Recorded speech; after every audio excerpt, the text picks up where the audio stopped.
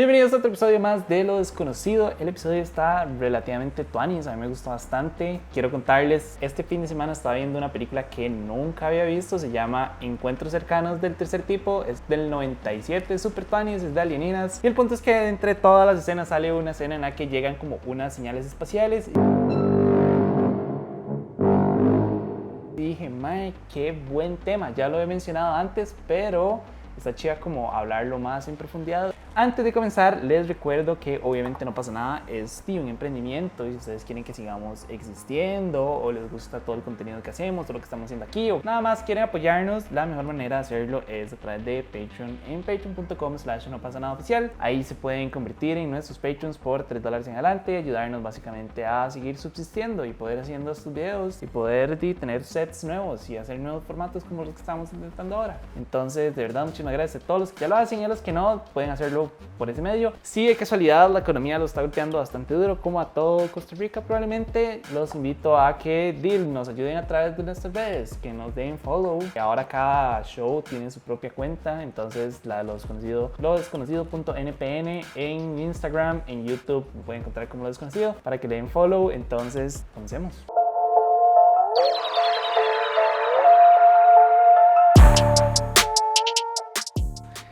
Y en el episodio de hoy está Ale, ahí puede decir algo para que ellos lo vean, bueno, lo escuchen. Hola. Sí, casi que tuve que obligar a Sergio a que me presentara. Esa es la parte tuanes de hacer el formato así, que la persona atrás puede ser como, hey, se le olvidó hacer esto o lo que sea. Entonces, por favor. El 28 de abril del 2020, el experimento canadiense de mapeo de la intensidad del hidrógeno y el estudio de emisiones astronómicas transitorias de radio 2, wow, qué nombres muy largos, detectaron un intenso pulso de ondas de radio. Este pulso fue único por dos razones. Primero, fue la primera señal espacial que se detectó desde nuestra galaxia a unos 30.000 años luz de la Tierra, y segundo, ha sido la explosión de radio más energética que se ha registrado básicamente en la Vía Láctea. Y yo sé, yo entiendo que hablar de señales espaciales es bastante complicado y yo sé que suena como algo de ciencia ficción, es algo real y es algo que está sucediendo y más importante es algo que los científicos están estudiando. Lo más interesante de todo esto es que las señales en realidad son muy recientes, y cuando digo muy recientes es bastante recientes. De hecho, la primera vez que el ser humano captó una señal espacial fue en el 2007, entonces como pueden ver en realidad es bastante nuevo. Ya casi vamos a volver a eso. Primero, ya están suscritos a nuestros Patreons. Si se convierten en Patreons por $3 en adelante, van a poder ver todos los episodios de todos nuestros shows sin ningún tipo de anuncio. Más, no se hagan eso, no pierdan tiempo viendo anuncios, nada más paguen y entonces nos hacen un favor y se hacen un favor a ustedes. Entonces, primero que nada, ¿qué son estas señales? Y es que la palabra señal obviamente es algo abstracto, puede ser, no sé, una luz, puede ser un sonido, no sé, ustedes deciden, usen su creatividad. En este caso específico, cuando hablamos de señales espaciales, nos referimos a ráfagas de radio rápidas o FRBs para efectos de este video. Y acá les voy a ser súper honesto, en realidad nadie sabe con exactitud qué es un FRB, o sea, no existe un consenso científico sobre una única explicación. Como son fenómenos de una naturaleza incierta, por decirlo de alguna manera, no es tan sencillo darles una definición, pero hagamos el intento. Yo aquí tengo dos. La Universidad Tecnológica de Swinburne las define como intensas ráfagas de emisión de radio que tienen una duración de milisegundos y exhiben el barrido de dispersión característico de los radiopulsares. Segunda, el Instituto SETI, que es un contratista de investigación de la NASA y de la National Science Foundation, las define como un bip en el radiotelescopio, una señal tan mínima que podría pasar desapercibida. Entonces ya ven, en realidad no tiene ningún sentido, o sea, las definiciones son bastante complicadas. Ahora, si quieren la definición que a mí en lo personal me sirvió para entender todo este tema, es la siguiente. En palabras sencillas, los FRBs son señales o pulsos de radio sumamente potentes y brillantes que hacen erupción durante una fracción de segundo, pero que aún se pueden observar a través de miles de millones de años luz. Primero que nada tenemos que recordar que en el espacio no hay oxígeno, ¿cierto? Sin oxígeno el sonido no se puede transmitir. Entonces, para captar este tipo de señales, primero se necesita que se transmitan en forma de códigos. Como todo código, primero hay que descifrarlo antes de poder entenderlo. Y es por eso que nadie sabe bien qué significan estas señales, porque a fin de cuentas no sabemos cómo codificarlas. Y para sumarle a todo este problemón, cada CRB es único. Algunos emiten una sola señal, otros son repetidores, que lo que quiere decir es que producen múltiples señales. Y el problema está en que como no se sabe cuándo ni dónde van a aparecer, son básicamente imposibles de predecir y de encontrar si realmente uno no está buscando en el lugar exacto. De hecho, el FRB que mencioné al inicio del video, que venía de adentro de la galaxia de la Vía Láctea, en realidad lo encontraron de pura casualidad. Entonces en realidad no es tan sencillo como nada más decir, sí, voy a apuntar todos mis sistemas, todos mis satélites. Como ya les dije, pueden ser nada más una milésima de segundo que llega algo, un pulso o algo. Entonces en realidad es muy complicado poder determinar de dónde viene una señal para tan siquiera empezar como a rastrear la señal. ¿Sabe qué es lo que me suena? Porque recuerdo el capítulo pasado que tenían sonido muy particular.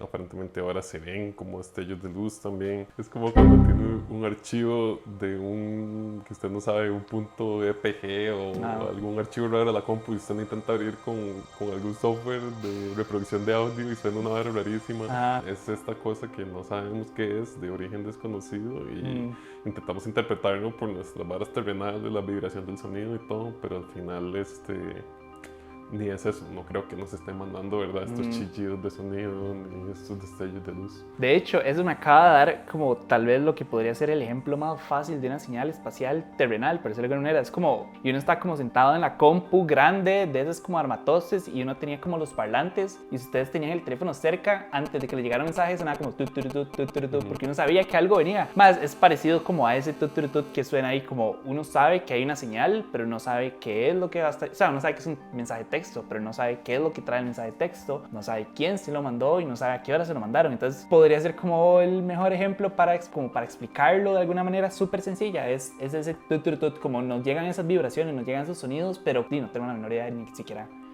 qué es.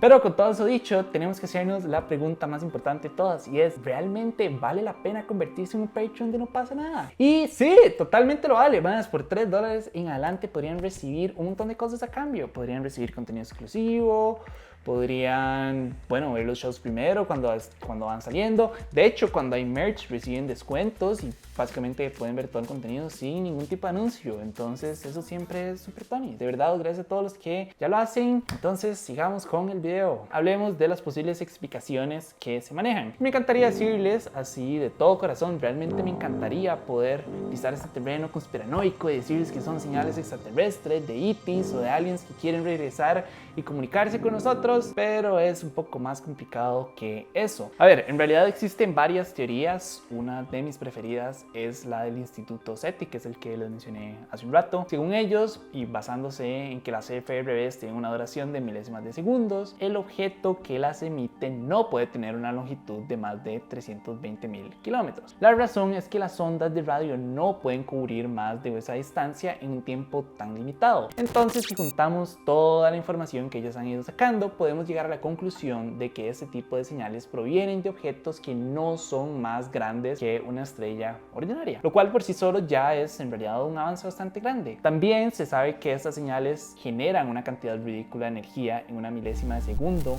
casi como la cantidad de energía que genera el Sol en un año. Entonces, si nos basamos en esa información, podemos ir descartando opciones, o más bien ir ganando opciones. Es que, primero que nada, tenemos que entender que en la galaxia no existen muchos objetos que puedan generar esa cantidad de energía. Estamos hablando de la energía que genera el Sol en un año, ¿cierto? Entonces son muy pocos en realidad los objetos que podrían generar esta cantidad. Por ejemplo, podemos hablar de cadáveres celestiales colapsando o estrellas muriendo. También al contrario, podríamos hablar de dos estrellas fusionándose y generando como esta explosión. También obviamente tenemos los agujeros negros que obviamente cuando están haciendo de las suyas generan bastantes estragos y podrían generar como mucha energía, no sé, que se traguen una estrella o que causen, no sé, una explosión.